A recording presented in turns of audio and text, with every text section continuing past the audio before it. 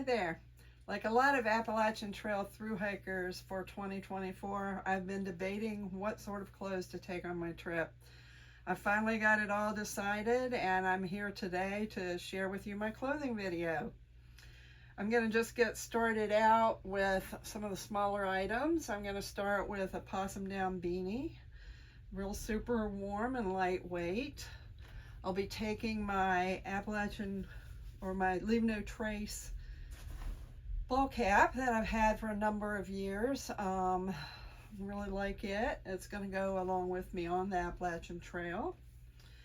I'll be taking gloves, and I am using a glove layering system. I'll be taking Possum down gloves that are lightweight.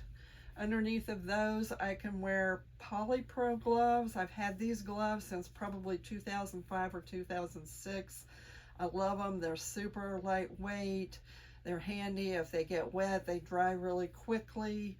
You can use them to do things like take a pot off of a stove or collect firewood or something like that.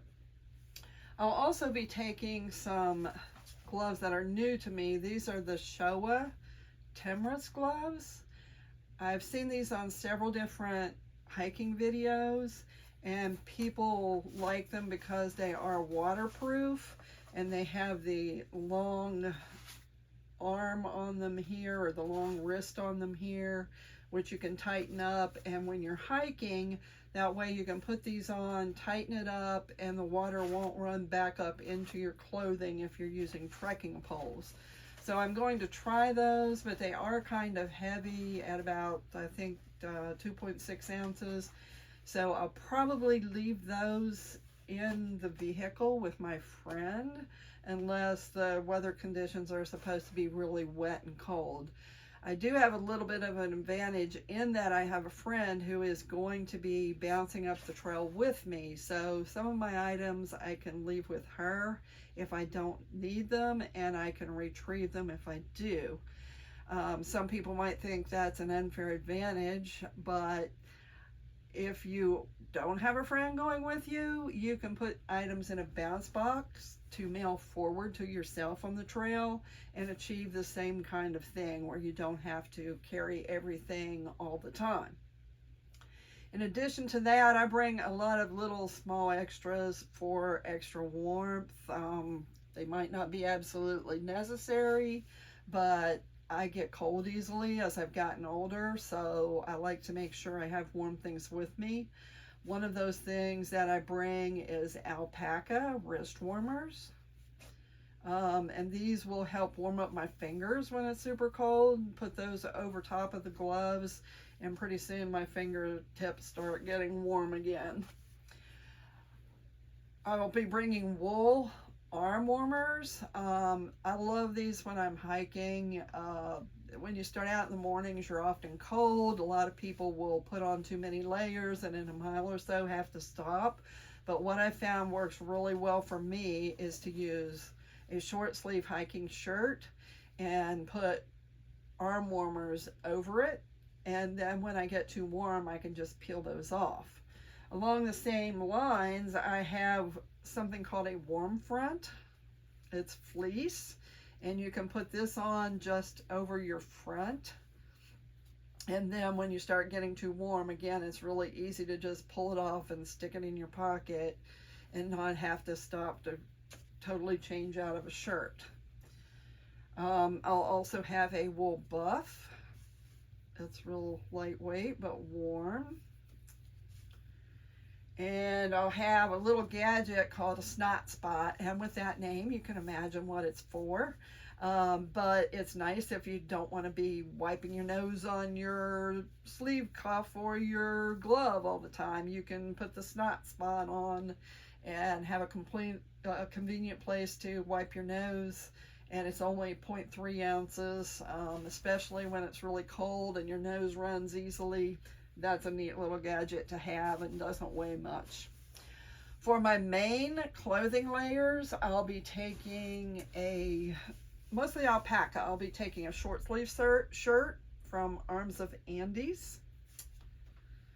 I'll be taking a long sleeve shirt. That's the same thing, only long sleeves. And then I'll be taking a quarter zip hoodie, also Arms of Andes. I found I really like the Arms of Andes. They're super soft and just feel really good, and they're warm. These can all be layered together.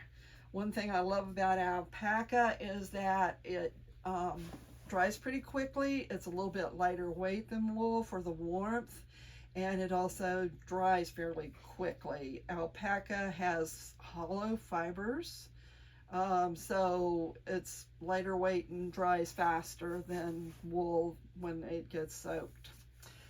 I will be wearing wool tights though for bottoms to hike in.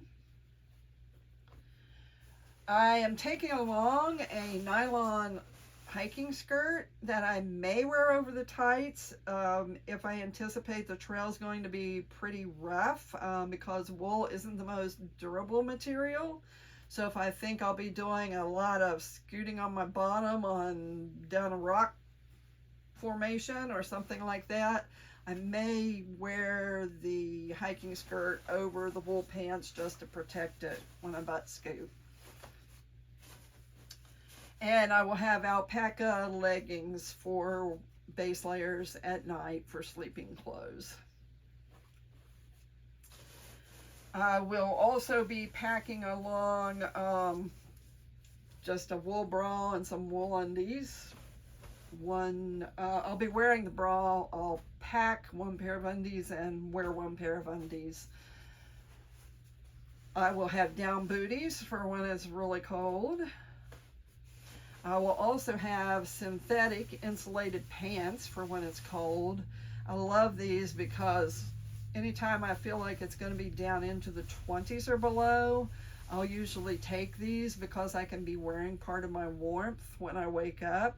And these only weigh in at a little bit under 7 ounces, so I think they're worthwhile to carry when it's colder. I'll be taking my Cocoon, those are the Cocoon. I'll be taking my Montbell Down Puffy. I'll be taking Vertice rain pants from ZPacks. They're super lightweight, a little bit over 3.5 ounces. I'll be taking an Outdoor Research rain jacket, a Helium 2. I've had this one a long time too, but it's always served me well, so I'm going to go ahead and start in it. I know most people say the function of a rain jacket really is just to keep you warm while you're wet, because they either will wet out from the outside or you'll sweat them out from the inside and end up wet. But I've always had good luck with this one, and I am going to start out with it. If I need to switch rain jackets, if I find something better along the way, that's a possibility. Sock wise, I am going to be wearing Injinji toe socks as liner socks, wool. And I'll be starting the trail in my Appalachian Trail Farm to Feet crew socks. I'll take along an extra pair of Darn Tough socks. And for sleeping socks at night, I'll have ZPacks Possum Down socks. A couple of other items I'm going to take. I have an item called a Bandi. You wear this around your waist and you can secure your ID or your cards or your cash or anything like that. That way I can even wear this comfortably at night, so it's always on me. I don't have it out laying in my pack, so that's a security item. I'll be taking Crocs Mary Jane's. They're pretty lightweight. Those will be my camp shoes. I will have a clothing stuff sack that I'll double use as a pillow when I'm in my hammock. And the last thing I'll be taking along with me are these 2 bracelets that my friend got me. And this one inside says Wanderer, which is pretty cool considering I decided to go with Appalachian Wonder Seeker as my YouTube channel.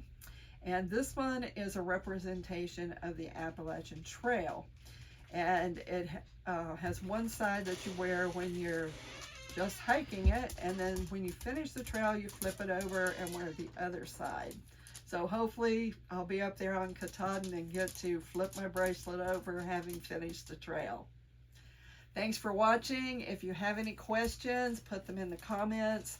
I will put a list of my clothing weight either in the comments of the video, or I may photograph it and put it at the end of the video, and I might do both. But everything all together is 7 pounds, 7.7 ounces in my clothing, which is really weighty and horrifying, but 7's a lucky number. And much of that will be worn weight or weight that I won't be carrying all the time. So altogether, it works out to about 4.5 pounds or so that I'll be carrying as carry weight, which isn't too bad considering early spring. Thanks for watching. Please like and subscribe.